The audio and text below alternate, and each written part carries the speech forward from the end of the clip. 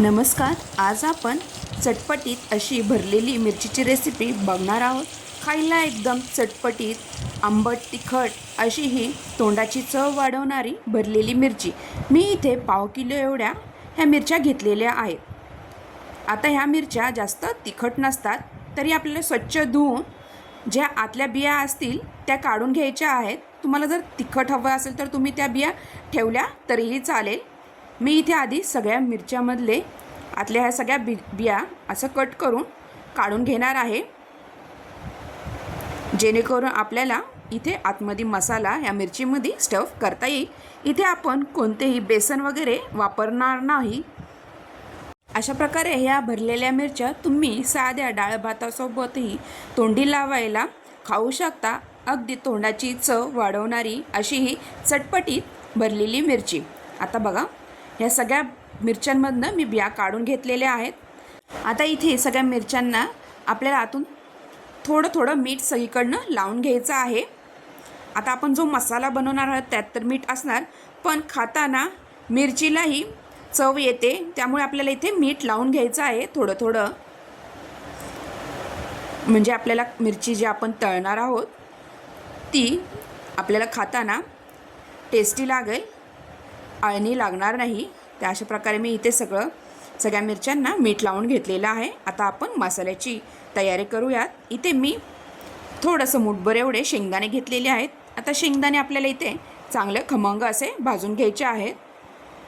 त्या अशा प्रकारे इथे शेंगदाणे चांगले भाजून झालेले आहेत. आता हे शेंगदाणे आपण सेपरेट एका प्लेटमध्ये काढूयात. आता बाकीचे मसाले इथे मी 5-6 लसणाच्या पाकळ्या, जिरे, बडीशोप, चमचाभर एवढे तीळ आणि 5-6 इथे मी मिरी घेतलेली आहेत. आता हे मसाले आपल्याला चांगलं खमंग मंद आचेवर चांगले भाजून घ्यायचं आहे. तर अशा प्रकारे छान असं हा मसाल्याचा खमंग असा सुगंध सुटलेला आहे. इथे आपण बडीशोप, शिवाय तिळामुळंही हा मसाला एकदम छान लागतो आपण मिरचीमध्ये स्टफ केल्यानंतर. तर छान इथे 4-5 मिनटं हा मसाला मी मंद आचेवर चांगला भाजून घेतलेला आहे. तर छान भाजला गेलेला आहे. आता हे आपल्याला एका प्लेटमध्ये काढून घ्यायचं आहे. आता इथे आपल्याला थोडंसं खोबरंही घ्यायचं आहे. तुम्ही इथे खोबऱ्याचा किस करून नंतर भाजू शकता. मी इथे खोबऱ्याचे तुकडे करून इथे थोडं भाजून घेणार आहे. सुकं खोबरं आपल्याला इथे वापरायचं आहे. अशा प्रकारे थोडं खोबरं आपल्याला इथे घेऊन चांगलं खमंग भाजून घ्यायचं आहे. आता सगळा मसाला इथे आपल्याला वाटून घ्यायचा आहे. आधी मी खोबरं मिक्सरमधनं बारीक करून घेतलेलं आहे. नंतर आपण जे शेंगदाणे, तीळ, मिरी, लसूण घेतलेला आहे तो सगळा भाजलेला मसाला या मिक्सरच्या भांड्यात टाकून त्यामध्ये चवीनुसार मीठ, लाल तिखट इथे वापरायचं आहे. इथे तिखट तुमच्या आवडीनुसार तुम्ही कमी जास्त करू शकता. तर मी 2 चमचे एवढे लाल तिखट टाकलेले आहे आणि धनेपूड थोडंसं टाकलेले आहे. आता इथे आपल्याला चमचाभर एवढी हळद टाकायची आहे व इथे चाट मसाला चमचाभर टाकायचा आहे. चटपटीत इथे हा मसाला आपण लागणार आहे आणि इथे थोडीशी चव येण्यासाठी साखर टाकलेली आहे मी चमचाभर एवढी. तर बघा, छान असा कोरडा इथे मसाला आपला बारीक वाटला गेलेला आहे. हा मसाला आपण स्टोअर करून 10 ते 15 दिवस असाच बाहेर ठेवला तरीही चालेल, अजिबात खराब होणार नाही. आता जो मसाला आपण वाटलेला आहे तो थोडा थोडा करून आपल्याला या मिरच्यामध्ये भरायचा आहे. तर अशा प्रकारे सगळा मसाला थोडा थोडा करून असं प्रेस थोडंसं करून पूर्ण भरून घेणार आहे. अशा प्रकारे या भरलेल्या मिरच्या आपण फ्रीजशिवाय बाहेरही 2-3 दिवस चांगल्या राहतात. शिवाय इथे आपण पाण्याचा अजिबात वापर केलेला नाही, त्यामुळे हे खराब होत नाही मिरच्या तळल्यानंतर. अशा प्रकारे मी सगळा मसाला थोडा थोडा करून मिरचींमध्ये स्टफ केलेला आहे. हे बघा, सगळ्या मिरच्या भरून झालेल्या आहेत आपल्याला.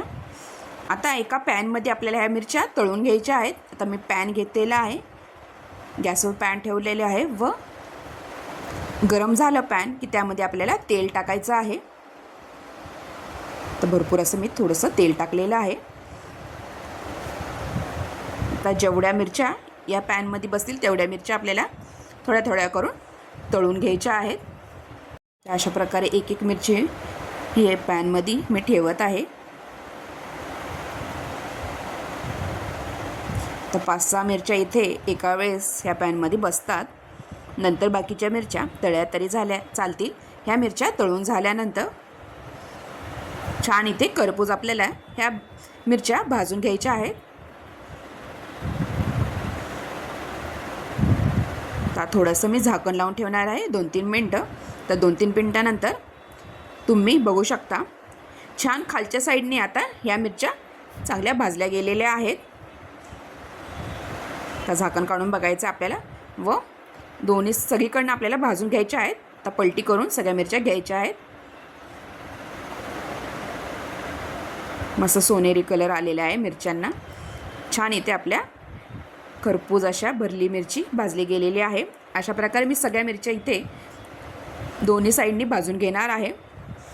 अशा प्रकारे मस्त तोंडाची चव वाढवणारी अशी ही भरली मिरची आपली रेडी झालेली आहे. तुम्हाला रेसिपी कशी वाटली नक्की कमेंटद्वारा कळवा व माझ्या चॅनलला लाईक, शेअर आणि सबस्क्राईब करायला विसरू नका. जर तुम्ही माझ्या चॅनलवर नवीन असाल तर प्लीज चॅनलला सबस्क्राईब करा आणि बेल आयकॉनवर क्लिक करा, जेणेकरून तुम्हाला अशाच नवीन नवीन रेसिपीज माझ्या चॅनलवर बघायला भेटतील. तुम्ही हा व्हिडिओ शेवटपर्यंत बघितल्याबद्दल तुम्हा सगळ्यांचे खूप खूप धन्यवाद. थँक्यू.